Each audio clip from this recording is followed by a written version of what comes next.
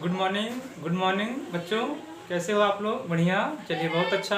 आज हम आप लोग को पढ़ाते हैं लिविंग एंड नॉन लिविंग में डिफरेंट के बारे में, यानी सजीव निर्जीव में क्या अंतर होता है।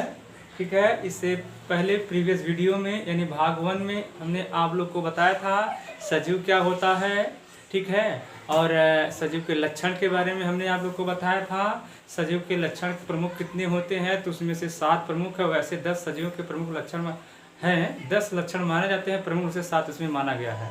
ठीक है, आज हम पढ़ते हैं, आइए सजीव और निर्जीव में अंतर के बारे में। तो सबसे पहले बच्चों आप लोग ध्यान दें, लक्षण आप लोग को हमने जो बताया था उसी को हम लोग लेते हैं। ठीक है, अंतर हमें जानना है लिविंग एंड नॉन लिविंग में। ठीक है, यानी सजीव और निर्जीव में अंतर के बारे में जानना है। ये सजीव है, इसके बाद से यहाँ पे अगला आपका दिखे दिया हुआ है निर्जीव के बारे में। ठीक है, ये अंतर हम लोग को पढ़ना है। ठीक, सजीव निर्जीव लक्षण सबसे पहला अगर हम सजीवों का ले लेते हैं पोषण। क्या लेते हैं? पोषण के बारे में। ठीक, अब ये सजीवों का देखिए लक्षण है पोषण। तो आप बताएं पोषण जो है सजीवों में आवश्यक है। ठीक है, यानी आवश्यक यानी पोषण की क्रिया सजीवों में आवश्यक होती है, निर्जीवों में अनावश्यक होती है। निर्जीवों में अनावश्यक होती है, यानी निर्जीवों में नहीं होती है। ठीक है, नेक्स्ट अगला हम लोग देखते हैं, ये जो आपका दिया हुआ है इसके बाद से दूसरा देख लीजिए। इसमें ये जो दिया हुआ है, ठीक है, श्वसन हम लोग ले लेते हैं। क्या? श्वसन। ठीक है, श्वसन लक्षण ले लेते हैं। तो श्वसन की क्रिया सजीवों में आवश्यक होती है। क्या होती है? आवश्यक होती है। ठीक है, क्या होती है? आवश्यक है। और निर्जीवों में क्या होती है? अनावश्यक होती है। क्या होती है? अनावश्यक होती है। ठीक, इसके बाद से तीसरा हम लोग लक्षण ले लेते हैं। तीसरा लक्षण देखिए, इसका जो दिया हुआ है, जो हमने आपको बताया उत्सर्जन के बारे में। ठीक है, यानी उत्सर्जन क्या होता है? तो हमने आपको बताया था कि जीवधारी प्राय जो कुछ भी खाता पीता है उसे अपने शरीर से बाहर उसे परित्याग करने की प्रक्रिया जो है उत्सर्जन कहलाती है। तो उत्सर्जन सजीव का लक्षण देखिए, उत्सर्जन की क्रिया सजीवों में होती है, यानी आवश्यक होती है। कहने का मतलब यहाँ देखिए, उत्सर्जन क्रिया सजीव में उपस्थित है। क्या है? उपस्थित। ठीक, इसमें निर्जीव में क्या होती है? अनुपस्थित होती है। क्या होती है? अनुपस्थित होती है। क्या होती है? अनुपस्थित होती है। ठीक है, नेक्स्ट हम लोग चौथा डिफरेंट देखते हैं। तो चौथा डिफरेंट देखिए, इसमें दिया है उपापचय की बात करते हैं। उपापचय की हम बात करते हैं। तो उपापचय की क्रिया जो है सजीवों में उपस्थित होती है। क्या होती है? उपस्थित होती है। ठीक है, यानी यह उपस्थित होती है। ठीक, और इनमें क्या है? निर्जीव में क्या होती है? अनुपस्थित होती है, यानी उपापचय की क्रिया निर्जीव में नहीं होती है। ठीक है, इस प्रकार से देखिए हम लोग पांचवा देखते हैं जो डिफरेंट दिया हुआ है लिविंग एंड नॉन लिविंग में। तो ये आप लोग जानिए, जीवद्रव्य की हम बात ले लेते हैं। जीवद्रव्य लक्षण को ले लेते हैं। प्रोटोप्लाज्म में जो होता है जीवद्रव्य क्या है? तो देखिए, इसे कोशिका का जीवन का भौतिक आधार कहा जाता है। ठीक है, अब हमने बताया कि जीवद्रव्य सजीवों में क्या होता है? उपस्थित होता है। जीवद्रव्य सजीवों में क्या होता है? उपस्थित होता है। ठीक है, और इनमें निर्जीव में क्या होता है? अनुपस्थित होता है। क्या होता है? अनुपस्थित होता है। ठीक, इसी प्रकार से यह देखिए कह सकते हैं, ये जो हमने आपको बताया सजीव और निर्जीव में अंतर आपका प्रमुख रूप से होता है। यानी पोषण की क्रिया सजीवों में आवश्यक होती है, निर्जीव में अनावश्यक होती है, नहीं होती है। और श्वसन की क्रिया सजीव में आवश्यक होती है, इनमें क्या होती है? अनावश्यक होती है। ये जो हमने आप लोग को बताया।